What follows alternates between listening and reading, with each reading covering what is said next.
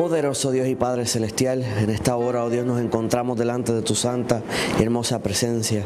Una vez más, oh Dios, con acción de gracia en nuestros labios, porque has sido más que bueno. Gracias, oh Dios, Señor, por tu presencia. En esta hora, oh Dios, vamos a exponer tu palabra, pidiéndote que sea palabra tuya y no de hombre, que sea cayendo en terreno fértil, oh Dios, produciendo los cambios necesarios en las vidas, mi Dios, y que la misma no vuelva a ti vacía, para tu gloria y tu honra, en el nombre de Jesús. Amén y gracias, Señor. Marcos capítulo 9, vamos a leer los versículos del 2 al 9 y dice así la poderosa palabra del Señor. 6 días después, Jesús tomó a Pedro, a Jacobo y a Juan y los llevó aparte, solos a un monte alto, y se transfiguró delante de ellos, y sus vestidos se volvieron resplandecientes, muy blancos como la nieve, tanto que ningún lavador en la tierra los puede hacer tan blancos. Y les apareció Elías con Moisés, que hablaban con Jesús. Entonces Pedro dijo a Jesús: Maestro, bueno es para nosotros que estemos aquí, y hagamos 3 enramadas, una para ti, otra para Moisés y otra para Elías, porque no sabía lo que hablaba, pues estaban espantados. Entonces vino una nube que les hizo sombra, y desde la nube una voz que decía: Este es mi Hijo amado, a él oíd. Y luego, cuando miraron, no vieron más a nadie consigo, sino a Jesús solo. Y descendiendo ellos del monte, les mandó que a nadie dijesen lo que habían visto, sino cuando el Hijo del Hombre hubiese resucitado de los muertos. Dele la mano al que está a su lado y dígale el tema en esta hermosa mañana: ¿blanco o negro? Blanco o negro. ¿Puede tomar asiento en esta hora? Vamos a estar hablando en esta mañana bajo el tema blanco o negro. Ahora, cuando nosotros, por ejemplo, analizamos los soldados de guerra, observamos que cada rama del ejército tiene su uniforme. De hecho, cuando van al campo de la batalla, en las películas antiguas, usted nota que cada equipo tiene su vestidura. Cada cual señala quién es por la armadura o por el diseño de su vestidura. Cuando usted analiza, por ejemplo, la milicia de los Estados Unidos, usted observa que la rama del Navy, cuando están en las embarcaciones, su vestidura es totalmente blanca. ¿Cuántos han visto eso? Amén. De hecho, aún en las gangas de Estados Unidos, cada ganga tiene su color. Tiene, por ejemplo, los Crips que usan el azul, los Bloods que usan el rojo, los Latin Kings que usan el dorado, y las distintas gangas utilizan su color y el color que llevan los representa. Ahora, en el mundo espiritual, cada cual representa para el reino que trabaja según su vestimenta. Dile al que está a tu lado: blanco o negro. O sea que si el Señor cerrara nuestros ojos carnales en esta hora y abriera nuestros ojos espirituales en esta hora y nos mostrara a cada uno qué vestidura llevamos, todos sabríamos en qué equipo andamos por nuestra vestidura. O sea que en el mundo espiritual, principados, potestades y también ángeles saben quiénes son del Señor y quiénes no son del Señor por su vestimenta, porque en el espíritu estás vestido blanco o negro. No hay gris, no hay área media, sino que cuando uno decide seguir al Señor, ¿es o no es? Amén. Ahora, por ejemplo, cuando usted le pregunta a los soldados del Navy: ¿por qué ustedes utilizan vestimenta blanca si ustedes son soldados? Usted pensaría que un soldado se arrastra por el piso, brinca, trepa, hace cuanta cosa. O sea que el blanco aparentemente no es el color más apropiado para vestir a un soldado, pero ellos le dirían varias razones. Número 1, la vestimenta blanca, ellos los visten de blanco para poder conocer la higiene de un soldado. Usted imagínese estar en una embarcación y ese soldado no se baña hace 3 días. El uniforme lo va a tirar al medio. Para poder mantener control, porque son todos ahí soldados, quieren seguir trabajando, puede que uno se ponga cochino en el barco. Y la vestimenta va a dejar saber si tiene mala higiene y van a corregir inmediatamente a ese soldado. Número 2, por más oscuro que esté la noche, acuérdense que están en el océano, no hay luces, no hay nada alumbrando. Si un soldado cae al agua, por su vestimenta lo encuentran más rápido, porque el blanco se puede ver aún en las tinieblas. Alaba. Porque el blanco refleja la luz más fácilmente. Por ende, los visten de blanco, porque en caso de un accidente que caiga en el mar, pueden encontrarlo más rápido. Si las luces se apagan o se dañan en el barco, pueden verse más fácilmente por los pasillos. Otra razón por la que los visten de blanco, es más fácil identificar si hay un soldado herido. Alaba. Si un soldado se cayó, se enterró algo, se dio un golpe, pueden identificar que hubo una herida por su vestimenta blanca. Pero pasa que en las iglesias la gente trata de esconder sus heridas. Y cuando escondes tus heridas, estás vestido de negro, porque estás buscando cómo no se vea que estás herido. ¿Quién vive?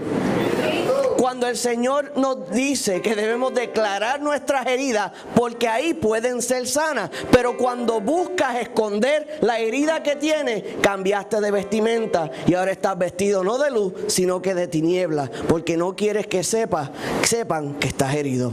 ¿Quién vive? O sea que el Señor nos manda a vestirnos de blanco a través de su palabra una y otra vez, porque Él no quiere que nadie oculte herida, porque Él no quiere que nadie oculte sucio. De hecho, nosotros decimos, busca un color oscuro porque es más cubridor, ¿verdad?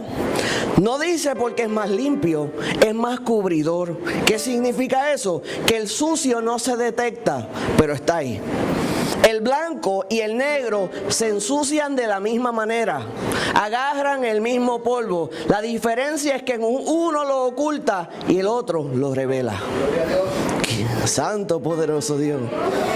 Por eso el Señor nos manda a tener vestiduras blancas. Las vestiduras blancas son más complicadas porque debemos ser más cuidadosos. Porque el que se viste de negro puede ensuciarse, o de brown o de cualquier color, puede arrastrarse, puede hacer como lo dé la gana, pero luego no se nota por su vestimenta. Pero el que se viste de blanco, según el Espíritu estamos hablando, todo se nota. Por ende tiene que estar más alerta para estar pendiente de que sus vestiduras permanezcan blancas. Amén. Amén. O sea, que el que se viste de negro puede andar descuidadamente, hablando en el Espíritu. Mas el que tiene vestiduras blancas tiene que estar constantemente alerta. Se me manchó aquí, me hirieron por acá, tengo una mancha por acá.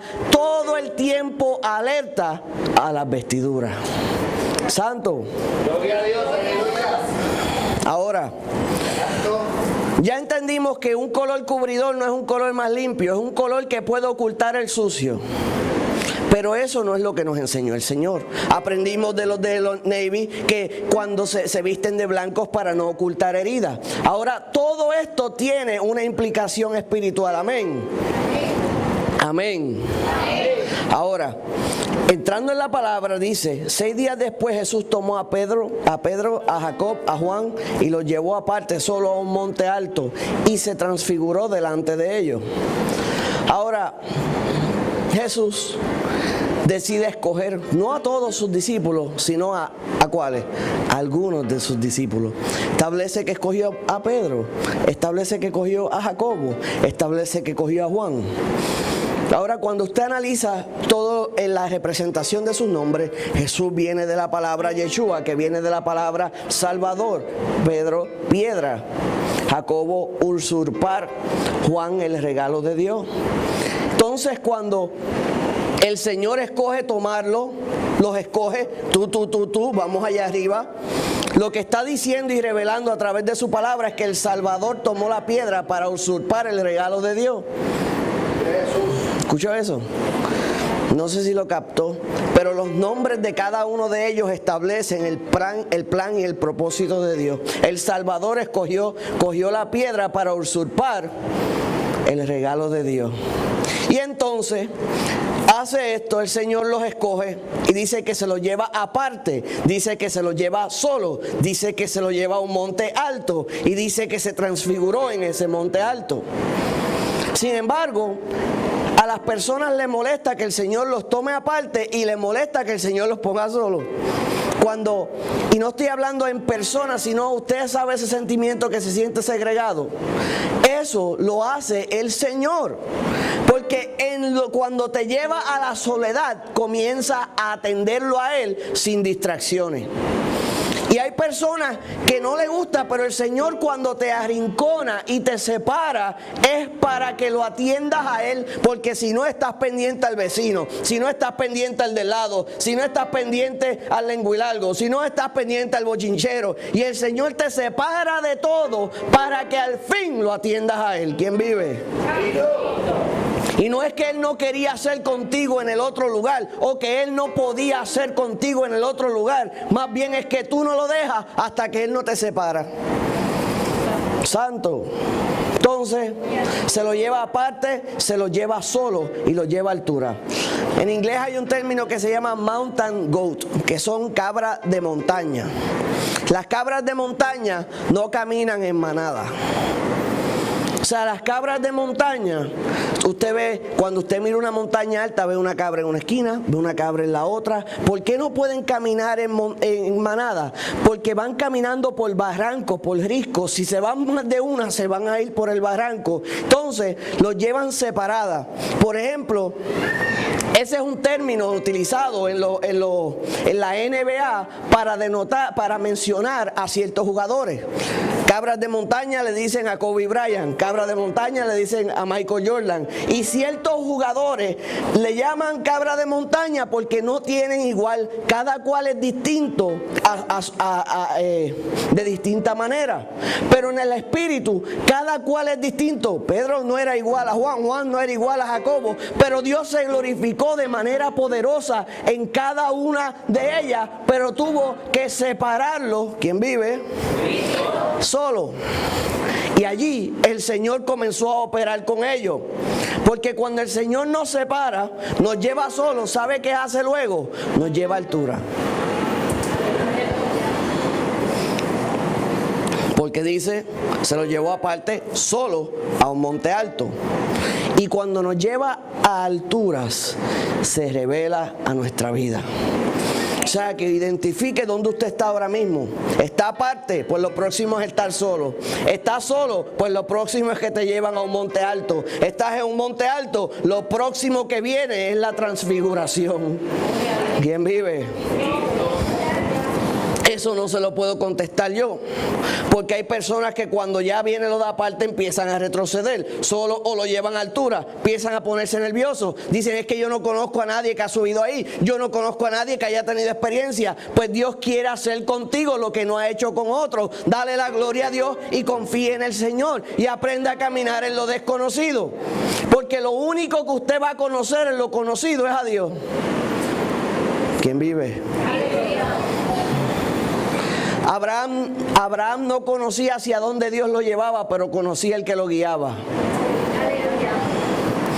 No tienes que conocer para dónde vas, solo tienes que conocer al guía.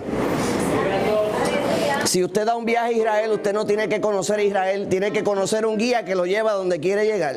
Si usted quiere entrar a un pueblo que no conoce, busca a alguien que lo conoce y ese lo va a dirigir. Pero en el término humano puede fallar, pero Dios no falla. Ahora, cuando dice la palabra se transfiguró delante de ellos, es la palabra metamorfo, que es donde sacamos nuestra palabra metamorfosis. Y la palabra metamorfosis comúnmente la conocemos en la escuela por lo que le pasa a ¿quién? ¿A quién? Dígalo alto, alto. A la mariposa. Es lo que le pasa al sapo, al renacuajo. Usted ve un proceso donde de una oruga sale una mariposa y entonces es un periodo de metamorfosis, transfiguración o revelación. Lo que pasa es que a veces queremos validar lo que Dios está haciendo con nosotros, con terceros, y el único que necesitamos que nos valide es Dios. ¿Sabes por qué? Porque Dios sabe lo que va a hacer contigo, pero el que está a tu lado solo sabe que tú eres oruga. y no puede entender que están haciendo de ti una mariposa. No puede entender el proceso por el cual Dios te está llevando. No pueden comprender que vas a viajar y cambiar de arrastrarte por el piso a volar en las alturas. No sabe eso porque no es quien está dirigiendo tus pasos. Y la gente que te rodea solo conoce de ti que eras oruga, pero no saben que Dios te está llevando a ser mariposa. ¿Quién vive? Ahora transfiguró, se reveló, no ocultó quién era. Cuando el Señor nos separa, nos segrega y nos lleva a la soledad, no nos oculta nada, nos muestra, nos deja ver claramente, nos enseña lo que otros no pudieron ver.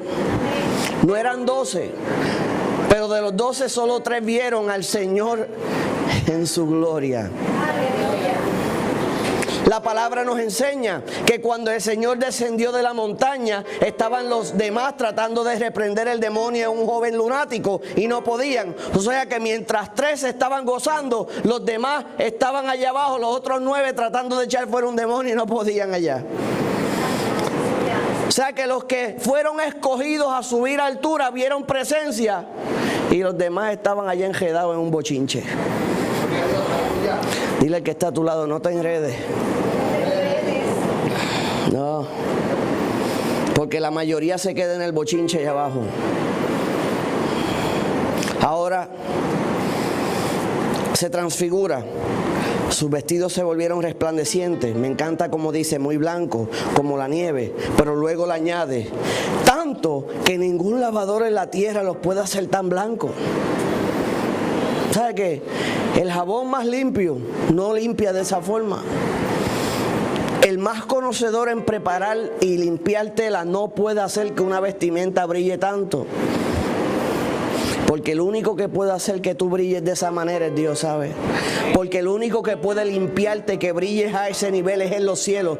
En la tierra no hay manera de hacerte brillar tanto, pero en los cielos tienen el poder, la gloria y la honra. Saben todas las cosas y te limpian, porque es que la sangre de Cristo limpia como no limpia cualquier otra cosa, ¿sabes? No hay jabón, no hay Ace, no hay Ariel, no hay detergente que limpie como la sangre de Cristo limpia. Yo usted alabaría a Dios ahí más. Parece que es fanático de Ace y no de la sangre de Cristo.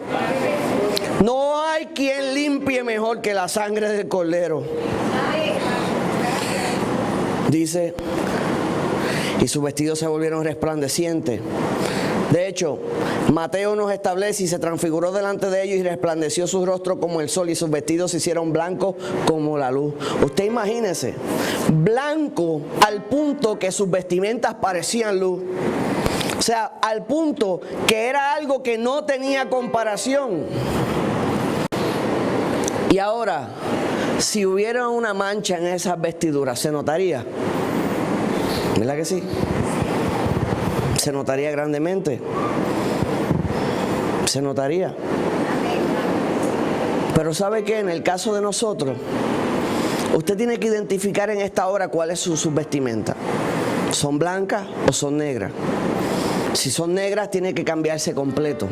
Y si son blancas y descubre que hay una herida en su corazón que tiene que sanar, hay que limpiar esas vestimentas. Hay un coraje en su corazón, hay que limpiar esas vestimentas. Hay algo que lo contamina, hay que limpiar esas vestimentas. Porque como hablamos de los soldados del Navy y dijimos que las vestimentas blancas declaran en la higiene, declaran si está herido, hacen que se vea en la oscuridad más fácilmente, también tiene una representación simbólica, que es que son soldados de paz. Y eso lo establece el Navy, no yo. ¿Y usted y yo somos soldados de qué? La vestimenta de ellos representa paz.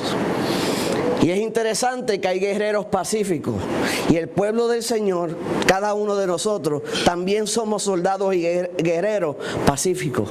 O sea que si nosotros nos pusieran en una rama militar como creyentes, yo creo que esa es la que nos toca. Amén. Pues son los que les toca correr sobre las aguas, son los que les toca andar en una nave, en una barca, dejarse guiar por el capitán. Tiene muchos paralelos o simbolismos relacionados a lo que es el cristiano. Ahora, Muchas veces en el Antiguo Testamento hay una vestidura mencionada, que es la vestidura de silicio. ¿Cuántos han escuchado esa vestidura? Me vestí de silicio y ceniza. Y de nuevo, silicio y ceniza, silicio y ceniza, silicio y ceniza. Y pasó esto, y rasgué mis vestidos y me puse silicio y ceniza. Una y otra vez. Silicio y ceniza, básicamente es como usted ha visto la tela de saco, color marrón. Pues esa tela, se vestían con esa tela de saco, que es un color oscuro, para arrastrarse por el piso y que no se notara el sucio. Entonces se bañaban en ceniza, se pegaban la ceniza en las manos, en la cara, se ponían como una capucha y parecían el hombre de fango. Usted sabe, todo completo de marrón, y el color de la ceniza era similar a la vestimenta que llevaban puesta. O sea que todo el sucio que llevaban no se notaba, parecía un camuflaje en total. Pero eso se hacía cuando había tristeza en el corazón y había sido humillada la persona. ¿Ve? Pero ¿saben qué? Nuestro Señor Jesucristo fue humillado hasta lo sumo. Él se vistió de silicio y de ceniza por nosotros, para obtener para nosotros vestiduras blancas. O sea que Él cambió, dice la palabra del Señor, nuestro lamento en baile. Has cambiado mi lamento en baile. Desataste mi cilicio y me ceñiste de alegría. Gloria a Dios. O sea que usted no tiene que andar arrastrándose por la tierra. Jesús fue humillado hasta lo sumo para poner en tu boca cántico nuevo y que tú tuvieras vestiduras blancas. Dice, también lo dicen los salmos, pues de más silicio por mi vestido y vine a hacerles oprobio. O sea que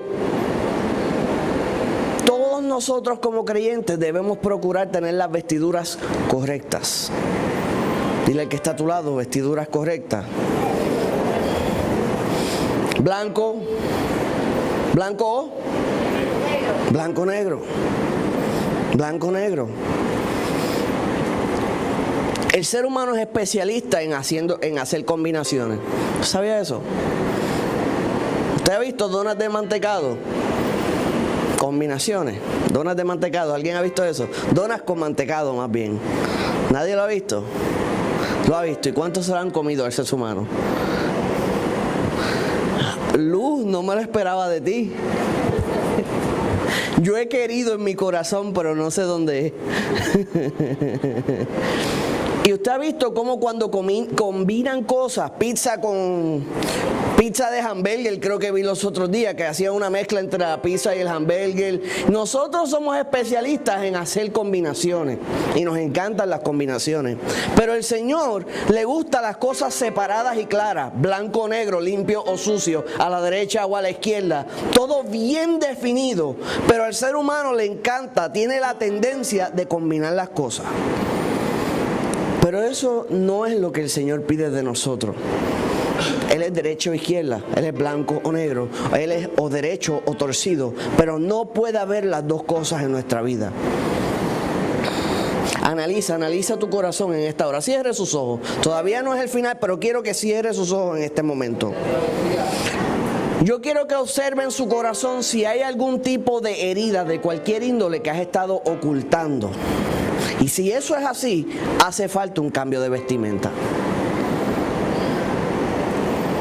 Yo quiero que observen su corazón, y lo siento en el Espíritu del Señor. Si hay alguna cuestión que estás haciendo que no debe y lo has estado ocultando, hace falta un cambio de vestimenta. Si hay cosas en tu corazón que sabes que no deben estar ahí, pero al tener vestiduras negras estás ocultando lo que no debe estar ocultando, hace falta un cambio de vestimenta. Ahora, si tienes vestiduras blancas, pero sabes que están manchadas, hace falta limpiar las vestimentas. La buena noticia, ya puede abrir sus ojos para que no se duerma. Y los que estaban dormidos aprovecharon. Dijeron cierre los ojos. Sí, pero dije cierre los ojos y no abra la boca. Y yo no dije que abra la boca. Ahora, se me fue el hilo por estar payaseando. Ahora, la buena noticia es que el Señor, nuestro Señor Jesucristo, tiene el poder para cambiar tus vestimentas o limpiarlas. Y no te juzga si están sucias y no te juzga si tenías las que no eran. Eres juzgado si no haces el cambio. ¿Ves? Haberte ensuciado o haberte apartado, el Señor te perdona y te limpia. Pero si ignoras el llamado y no haces el cambio, ya tu desobediencia tu desobediencia te condena a ti. El Señor no es que quiere condenarte, pero tus actos te condenan. El Señor no vino a condenarte, pero tus actos te condenan. ¿Quién vive? Y a su nombre. Ahora se transfiguró delante de ellos y resplandeció su rostro como el sol y sus vestidos se hicieron blancos como la luz. Qué impresionante hay que quienes aparecen ahí es Elías y Moisés. Y en el Antiguo Testamento, Elías y Moisés son las dos personas que tuvieron un momento de transfiguración. Si usted recuerda, Moisés cuando bajó de la montaña no le podía mirar el rostro por su brillo. Usted recuerda que el Señor le dio los mandamientos. Usted recuerda todo lo que el Señor hizo. Y algo similar, no igual pero similar, hizo con Elías. Y de momento, mucho tiempo después, estos dos personajes aparecen y están nada más y nada menos con el Salvador. Analice a Elías, analice a Moisés. Cuando nació Moisés, lo tuvieron que separar de los demás porque lo podían matar. Cuando creció, estaba segregado de su familia porque lo tenían en el templo de Faraón.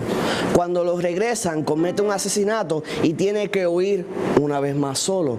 Lo vemos que está en el desierto solo, que Dios lo llama solo, que el Señor lo trae junto y todo el tiempo lo estaba separando del pueblo para poder hablar con él. Usted observa a Elías, Señor, ¿cuánto?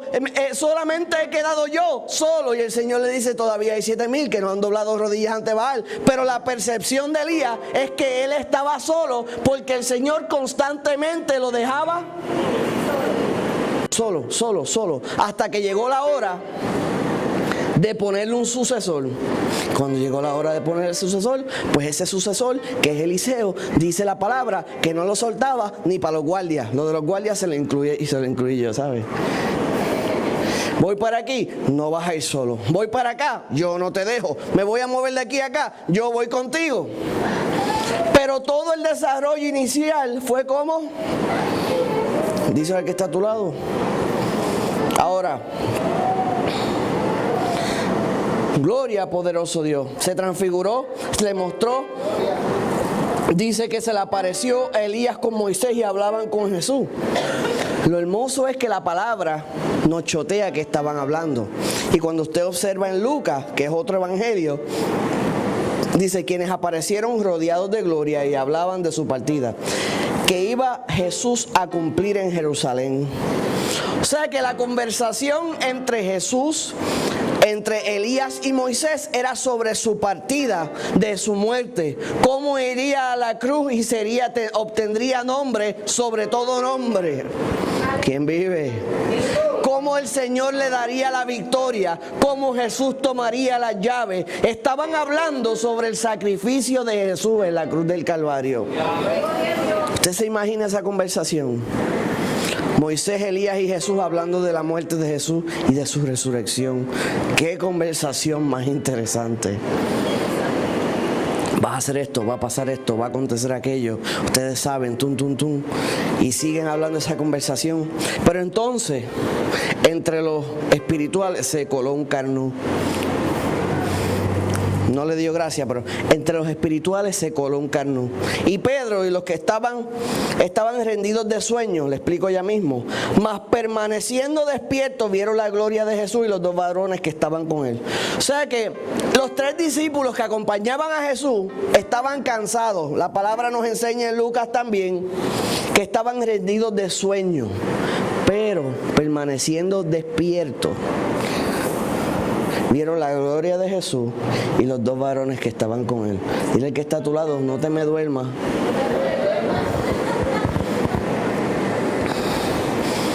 O sea que estaban en esta cansados, en esta no había fuerza, estaban locos por acostarse a dormir, sin embargo no se dormían y persistieron despiertos. Y aunque con poca fuerza, como la iglesia de Filadelfia, permanecieron despiertos y de momento vieron esta grande revelación. Dile al que está a tu lado de nuevo, no te me duermas. Entonces Pedro dijo a Jesús, Maestro bueno, es para con nosotros que estés aquí y hagamos 3 enramadas, una para ti, otra para Moisés y otra para Elías.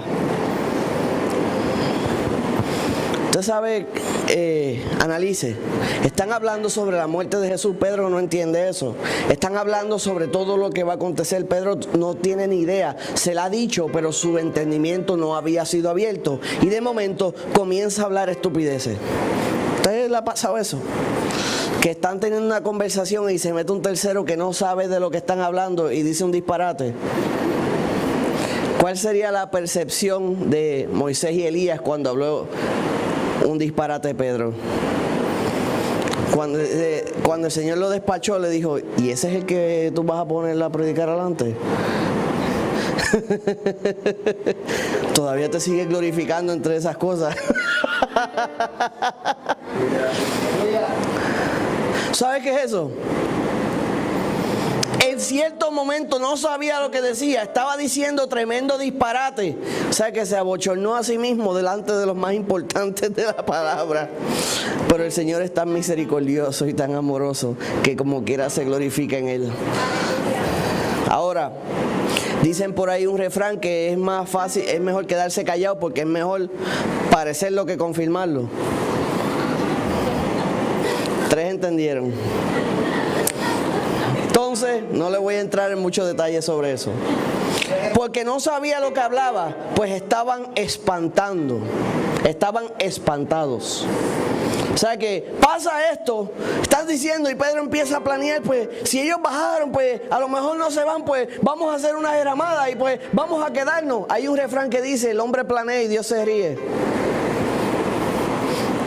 Porque a veces planeamos sin saber lo que Dios va a hacer, sin entender más bien lo que Dios va a hacer.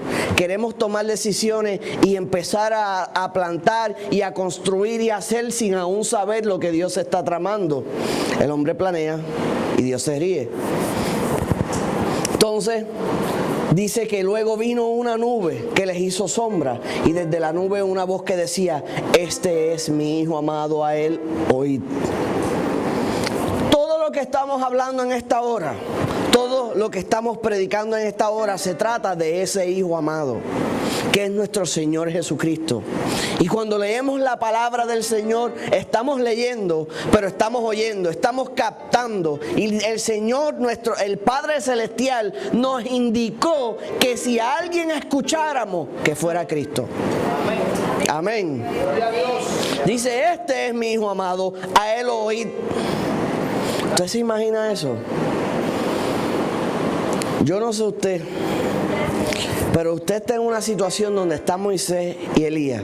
Está en la cima de una montaña y de momento una gran nube cubre aquel lugar y se escucha una voz de trompeta hablando entre medio de la nube. Le digo en buen puertorriqueño, se va a tener que cambiar las vestiduras ese día. No es broma. Porque es una situación sumamente impresionante que asusta a cualquiera. Pero eso nos enseña el poderío de nuestro Dios. ¿Usted se imagina eso? Está dentro de una nube y de en medio de la nube está Moisés y Elías, está el Señor, están los 3 discípulos y de momento se siente la presencia del Padre hablando entre medio de la nube. Y luego cuando miraron no vieron más a nadie consigo, sino solo a Jesús. Fíjese que donde entra el hombre de Dios, llega la nube. Analice eso. En donde estaba Moisés estaba la presencia. Donde estaba Elías estaba la presencia. De momento llegan y llega de nuevo la presencia. Porque cada uno de nosotros cuando buscamos a Dios y caminamos con Dios, cuando nosotros llegamos, llega Dios con nosotros. No creo que lo haya captado. Cuando usted está caminando en la voluntad de Dios, cuando usted se está llenando de la presencia de Dios, cuando usted busca a Dios antes de salir de su casa, cuando usted sale, Él sale contigo. Y a donde tú llegues, llega Él contigo. O sea que entras a un lugar de oficina donde había pleito y el pleito cesa.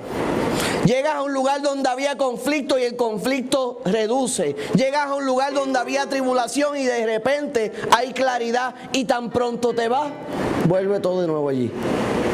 Porque donde tú llegas, llega el Señor contigo. Y hay personas que no se han dado cuenta que eso pasa, ¿sabes?